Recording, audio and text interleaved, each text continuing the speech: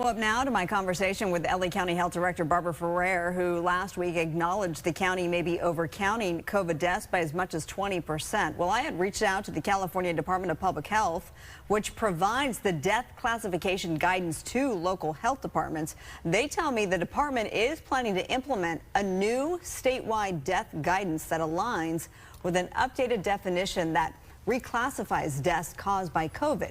And the state health department tells me that they will recommend local health departments use this new definition to recount COVID deaths occurring as of January 1st of this year.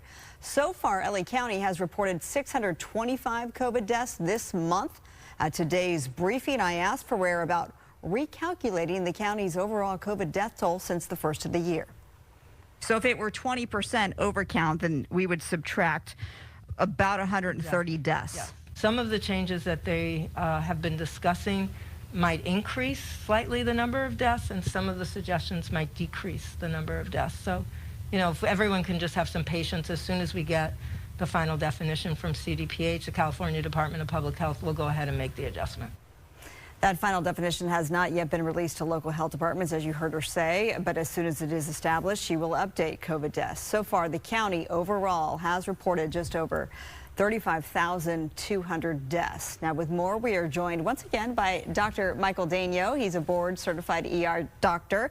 Doctor, thanks so much for being with us tonight. Let's get your reaction to that and then this potential change that we're going to see with how we count COVID deaths. This is spawned by Omicron in some way, right? Yeah, certainly. I think, a lot of us in the front lines in the ER and the hospital have noted that over the last year with Omicron, things have changed a lot in how we classify hospitalizations and deaths. And we certainly have realized in the front lines that both those numbers are probably significantly overcounted. And I think the main thing to remember with an example is, say, in 2020 and 2021, someone came to the hospital, shortness of breath, they had COVID pneumonia, they tested positive, they were admitted as a COVID hospitalization. And then they stay for a couple of days, and worst case scenario, they pass away from COVID. It's cut and dry. That was a check. That was a COVID hospitalization, and then check again. That was a COVID death. And I think with Omicron in 2022, that's significantly changed, where there's so much more population level immunity. It's more likely to cause upper respiratory type infection. And so the waters are a bit muddled. It's much more difficult for us to classify hospitalizations and deaths. So, when's the last time you personally saw what you would consider a COVID death in the hospital? I mean, it's been a while. It's been over a year, and I would say probably since last winter. Wow. Yeah. Meanwhile, efforts continue to try to get people vaccinated. We know the current bivalent booster, only 22% of eligible people have taken it. I took it, no problem. Everybody's free to make their own decision. The FDA is talking about creating an annual COVID shot, kind of like what you see for the flu. What do you think of that, and do you think people would go for that?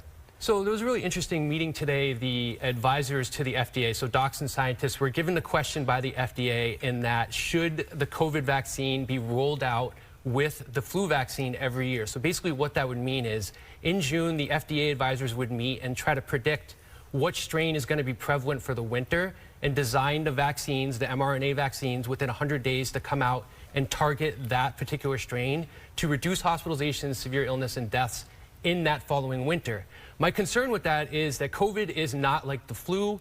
COVID, particularly Omicron, mutates at a rate 4 times faster, and we still don't have enough information to say that COVID is definitely a winter virus. So for example, we had the BA4, BA5 surge this past summer, and then 2 summers ago we had the Delta surge. So I think it's still too early to say that. Well, let me ask you this. Ferrer looked at the calendar, and 3 years ago to this date, LA County announced its first COVID death.